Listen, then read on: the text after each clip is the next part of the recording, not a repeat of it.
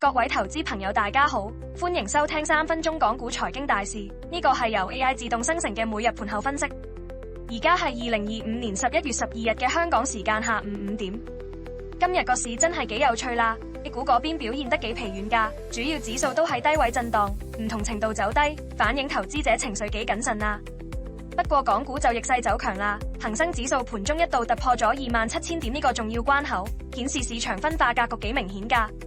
根據證券時報網嘅報道，整體嚟講，今日資金流向都幾集中喺某啲板塊度啦。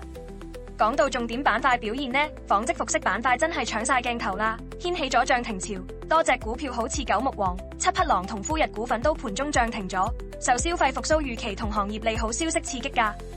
中字頭板塊都有異動，中國海城直線拉升觸及漲停，反映市場對國企改革同政策支持幾樂觀喎。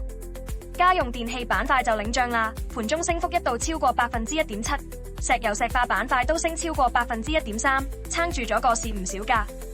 影響市場嘅重要因素呢，主要係紡織服飾同家用電器呢啲消費類板塊受資金熱捧，加上港股強勢表現吸引咗國際資金流入。不過市場都有啲擔憂㗎，好似經濟增長唔確定性同科技股政策風險，令到部分投資者保持觀望態度啦。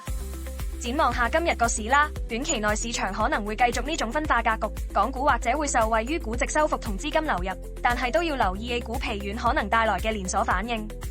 投資朋友可以多啲關注消費同能源類板塊，同時睇實政策動向同企業業績公佈啦。本節目內容由人工智能技術全自動生成，只係提供資訊同埋教育用途，唔構成任何專業財務、投資或法律建議。